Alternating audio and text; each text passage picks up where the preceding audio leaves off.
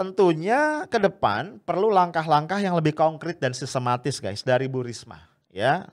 Karena kalau sekedar menyurati KPK ya, menggandeng KPK gitu ya untuk mengawasi segala macam, itu pendahulu Risma ya, Juliari Peter Batubara sudah melakukan itu ya. Dia menyurati KPK, coba bayangin ya, menggandeng KPK mengawasi penyaluran bansos dan minta diingatkan gitu loh.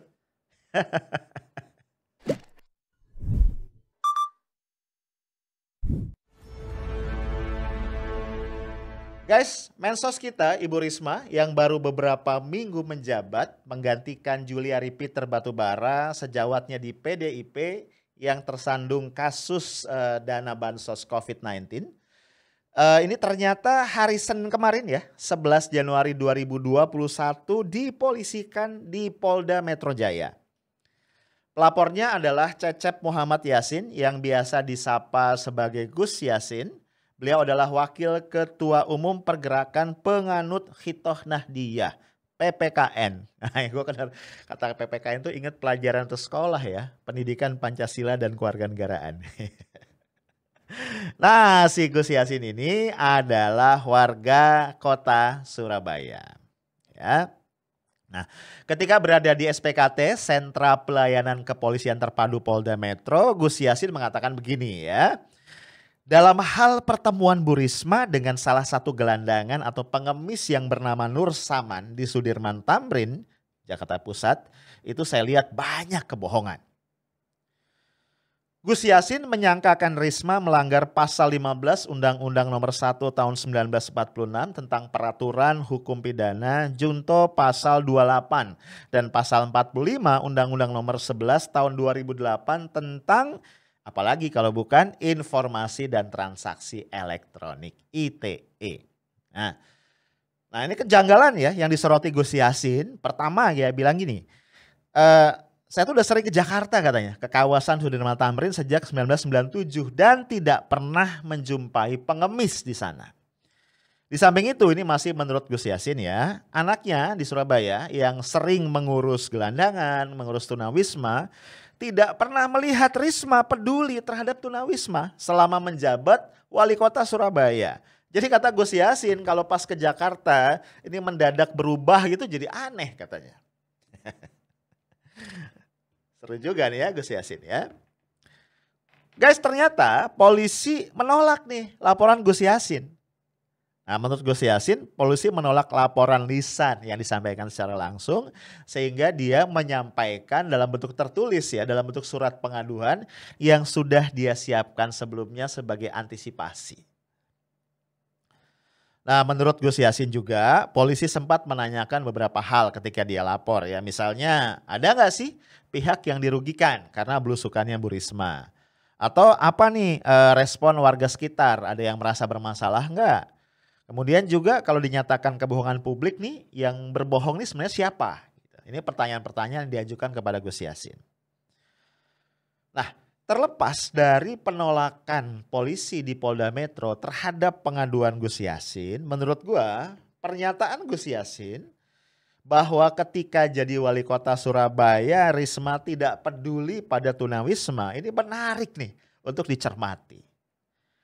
Nah, kebetulan banget guys. Ada sebuah video yang viral ya dengan judul Heboh Belusukan Menteri Risma. Ya, video ini adalah berasal dari liputan wartawan TV One Biro Surabaya, Nakota Yeshida namanya, yang mengunjungi perkampungan di bawah jembatan tol bernama Kampung 1001 Malam.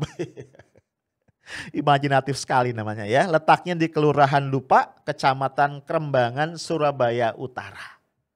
Ya.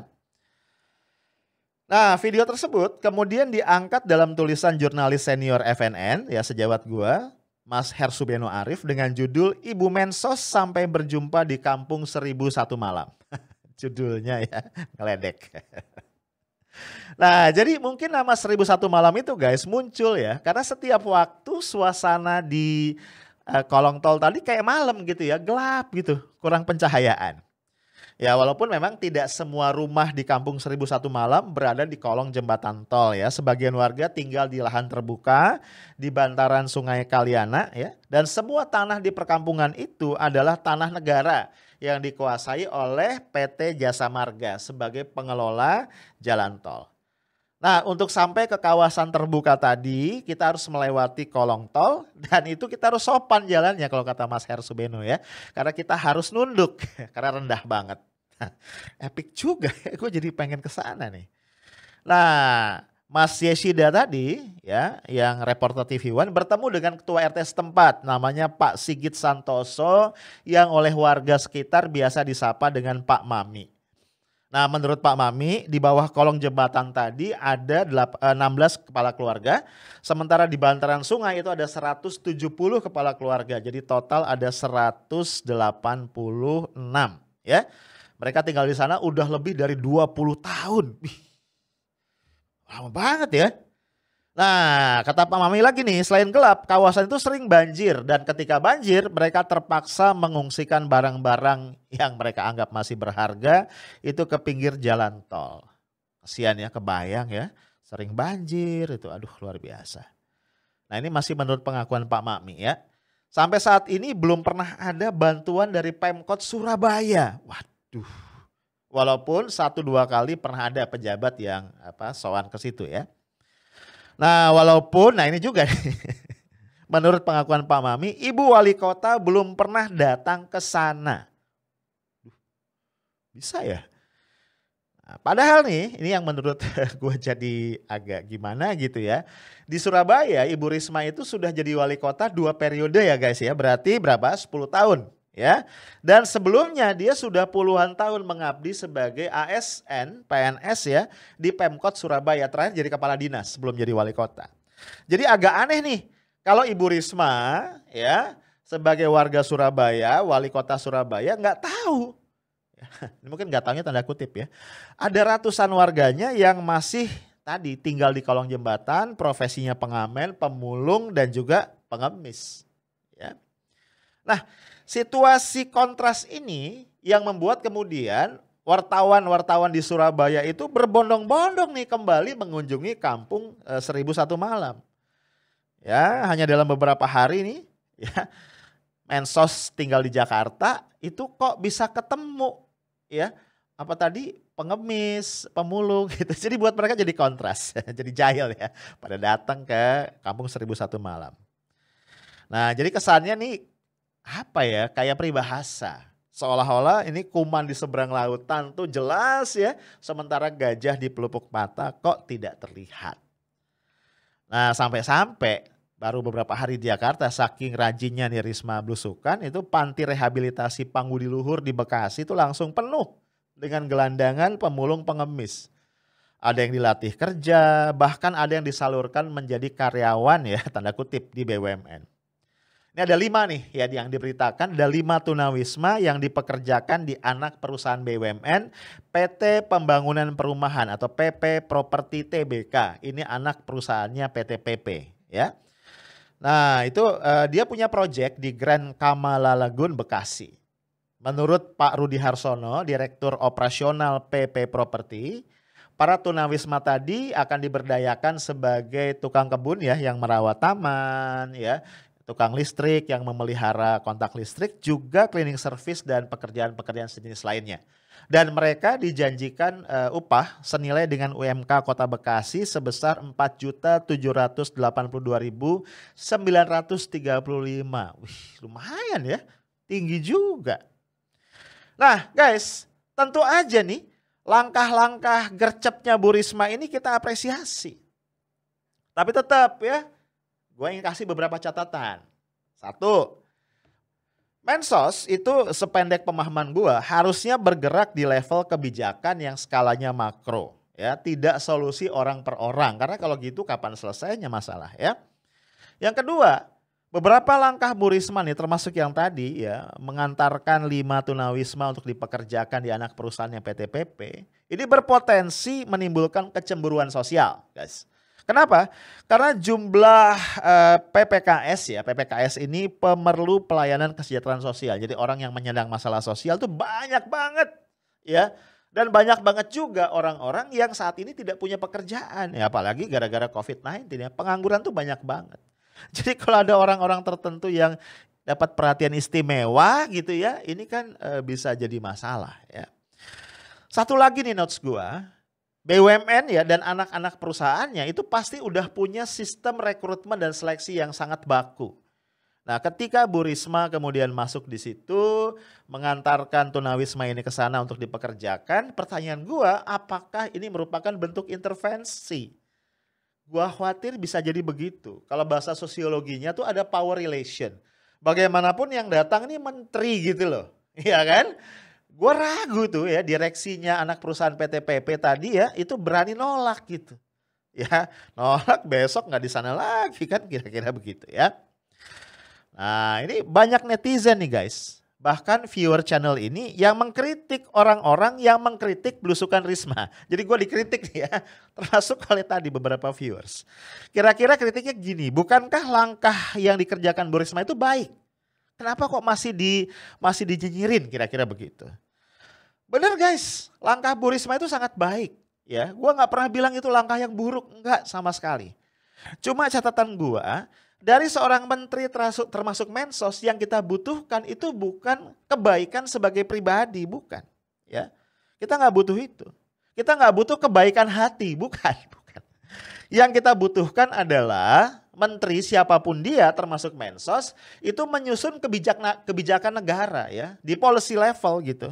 Yang baik, yang konsisten, yang manfaatnya bukan dirasakan oleh orang per orang tapi oleh masyarakat banyak secara keseluruhan sekaligus. Itu tugas Mensos.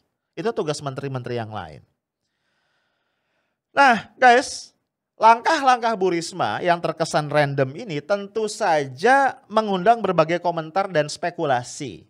Termasuk yang mengemuka banget belakangan kan komentar atau spekulasi bahwa ini ada udang di balik batu nih. Ya, setidaknya ini upaya menaikkan citra, upaya menaikkan values untuk apa? Untuk menjadi DKI 1, the next governor of DKI gitu. Kira-kira begitu.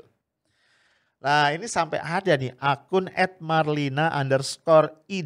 Idanya pakai DH ya, Ida. Ya. Ini menyoroti munculnya spanduk bertuliskan Risma siap pimpin Jakarta. Waduh. Spanduk ini terpasang di sebuah pertigaan jalan. Kayaknya di Jakarta ya karena macet banget di situ. Di gambarnya itu macet banget. Nah gue cuma berpikir ya etis nggak ya? Ini ada seorang pejabat publik baru menjabat lagi sibuk dengan persoalan internal di kementeriannya. Kemudian sudah diisukan running for jabatan yang lain. Ya, gue nggak tahu nih ya silakan lu kasih pendapat. Nah tweet dari Marlina Ida tadi guys itu sontak mengundang respon dari banyak banget netizen lain. Antara lain dari @Rodetiawan ST ya. Ini ada 2 tweet dia ngasih komentar. Ada lagi juga dari netizen yang lain @im_batu. Mungkin AM Batu ya. Saya keras kepala kali ya.